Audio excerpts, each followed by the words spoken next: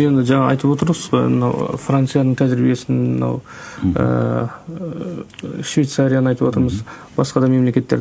Жалпы Қазақстан әлемдегі қай мемлекеттен, былайша айтқанда, не дейміз ғой, үлгі деп айтамыз ғой, былайша айтқанда, тәжірибе алуға болады. Қай мемлекетпен біздің, былайша айтқанда, тарихымыз, тарихи тағдырымыз, діни діліміз дейді ғой, сол ұқсастығы жағынан қай мемлекетпен біз аламыз. Себебі біздің Қазақстан Республикасы көп ұлтты, көп конфессиялы мемлекет қой.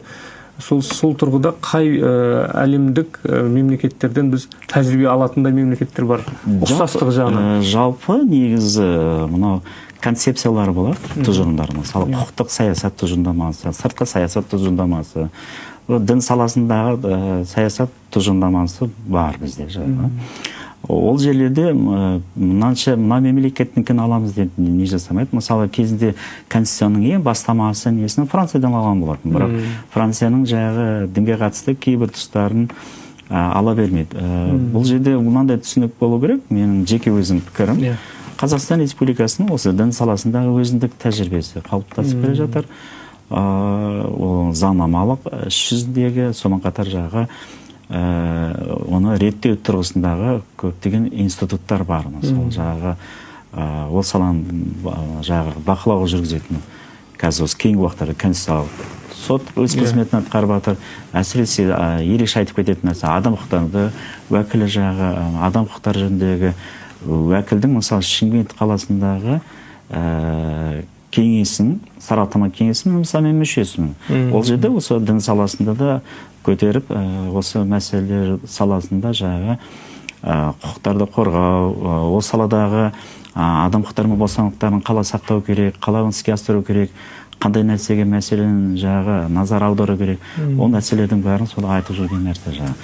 Сондықтан ойлаймын, дін саласындағы саясат жалпы біріккен ұлттар ұйымының халықаралық құқықтың негізгі қағидаттарын негізге ала отырып, басшылық отырып, Қазақстан Республикасының осы негізгі заң конституцияны, содан кейін дін саласындағы заңнаманы, ұлттық заңнаманы басшылыққа ала отырып, сонымен қатар жағы Қазақстан Республикасының дін саласындағы өзіндік саясаты, бағана айтып өткен дін лидерлерін сақтау жағы, олардың съездерін өткізу, содан кейін ішкі біздің мемлекеттік қоғамдық татулық пен саяси тұрақтылық.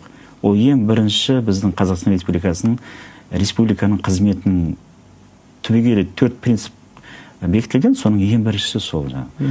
Өйткені қоғамдық татулық және саяси тұрақтылық ол міндетті түрде болған жас. Ол енді кез келген мемлекетте республиканың қызметіне соны қойған.